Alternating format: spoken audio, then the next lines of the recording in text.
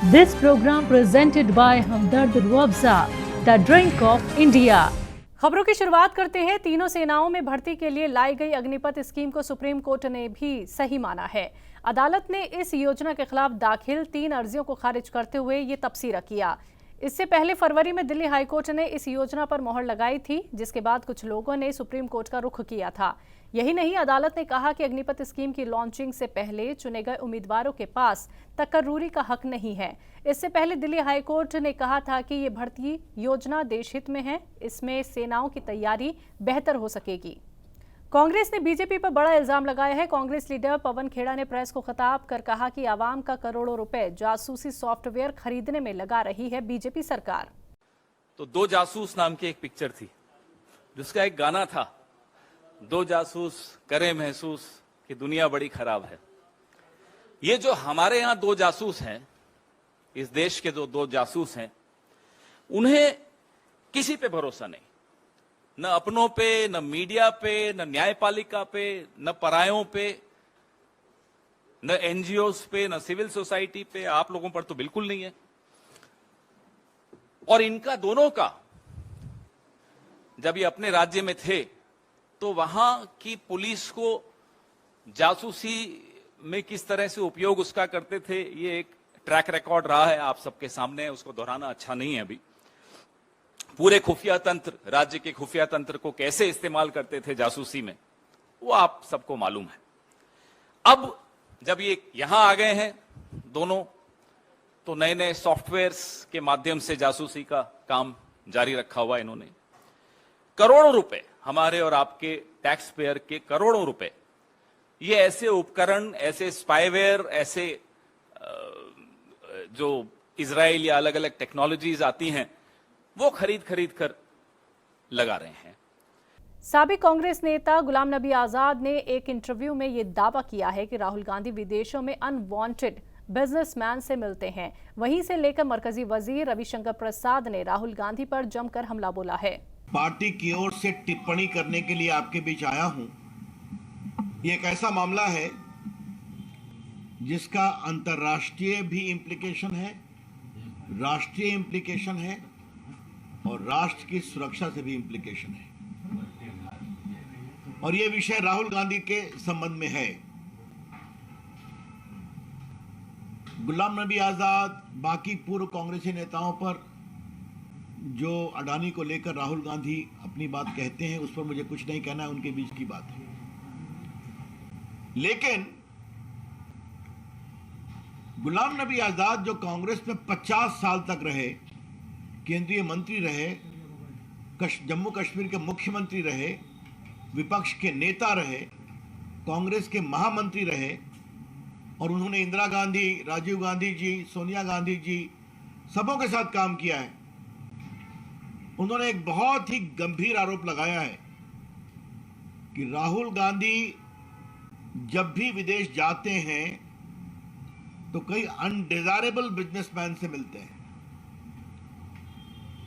और गांधी परिवार के प्रति मेरा सम्मान है, लेकिन गांधी परिवार का कई व्यापारी घरानों से संबंध है। Mr. Ghulam Nabi Azad has clearly stated that whenever Mr. Rahul Gandhi goes abroad, he meets many undesirable businessmen. And the Gandhi family has close association with many business houses. Congress के सीनियर लीडर सचिन पायलट ने अपनी ही सरकार के खिलाफ मोर्चा खोल दिया है। उन्होंने बीजेपी के वक्त हुए भ्रष्टाचार पर कार्रवाई नहीं होने का इल्जाम लगाते हुए 11 अप्रैल को अनशन का ऐलान किया है। इस पर वजीर प्रताप सिंह खाचरियावास भी सचिन पायलट की हिमायत में आ गए हैं।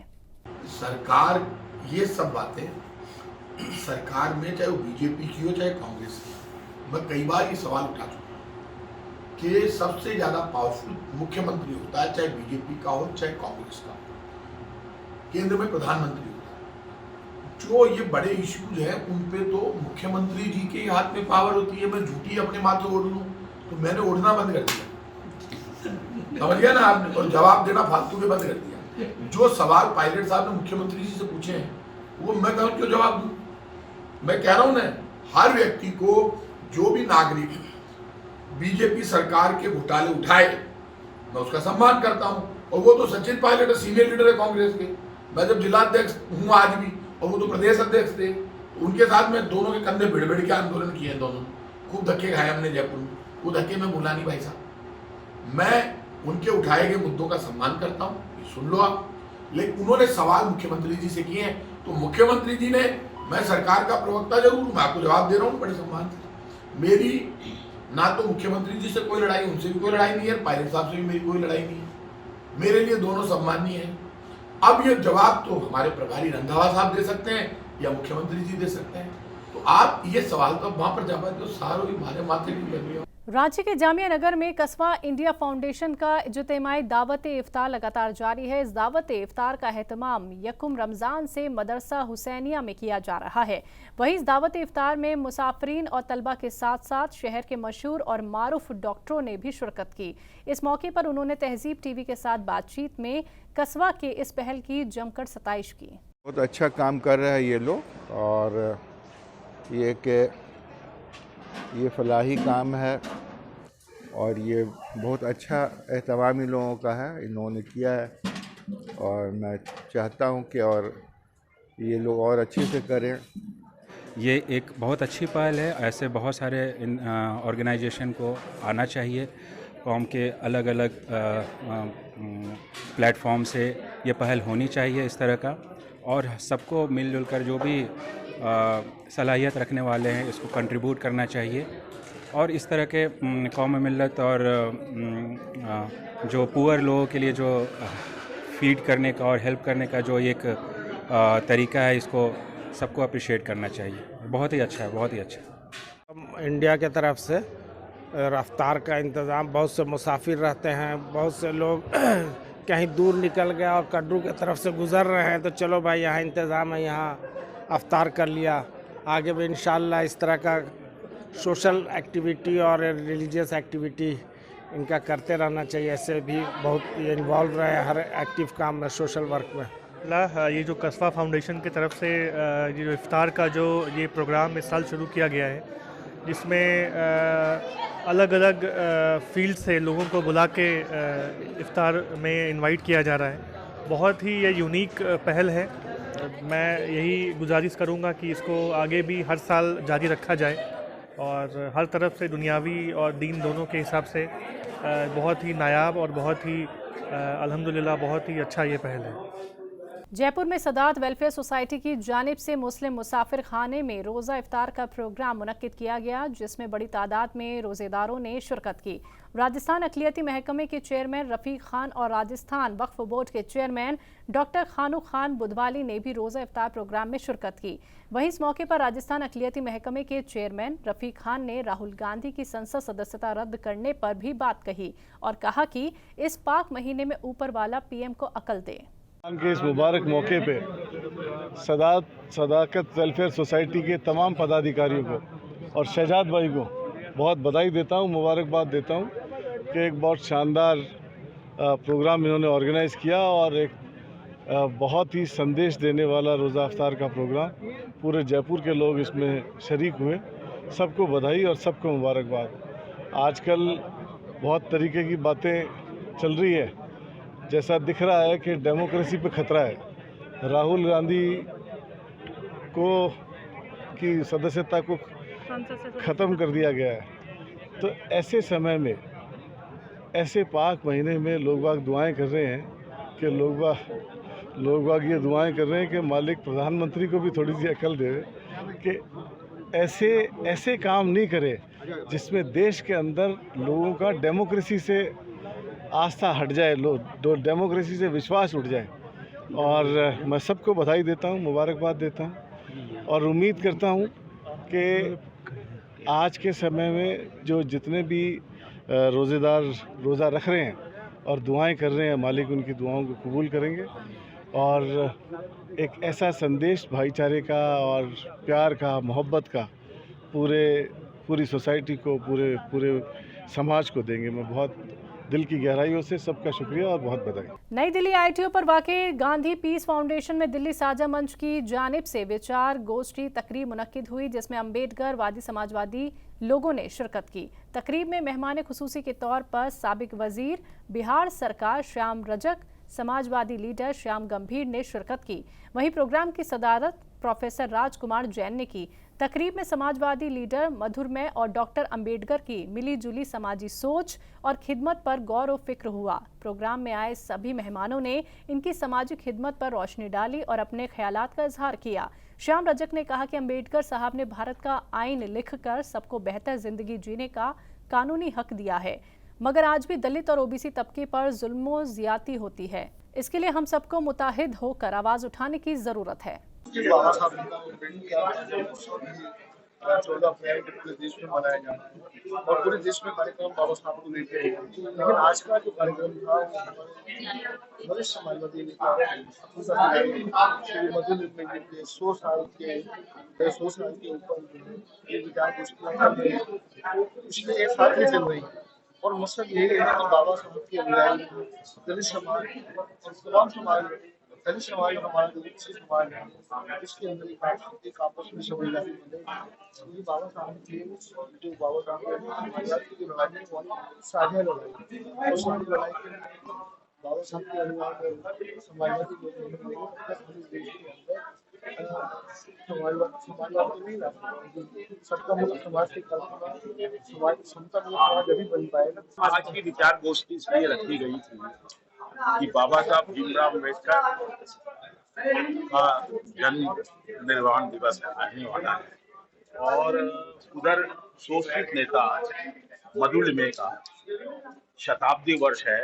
1 मई को उनका 100वां साल पूरा हो जाए, तो इन 2 महापुरुषों को याद करने के लिए, उनके स्मरण करने के लिए कि आज के राजनीतिक दौर में उनकी क्या प्रासंगिकता है, उस पर बातचीत करने के लिए आज का ये सम्मेलन हमारे साथी साझा मंच वालों की तरफ से बुलाया। आज देश की सबसे बड़ी आवश्यकता है अम्बेडकर और लोहिया और मधुरमय को याद करने का मतलब उनके विचारों पर खड़ा उतरना। उन्हीं के विचारों पर ये संगोष्ठी थी।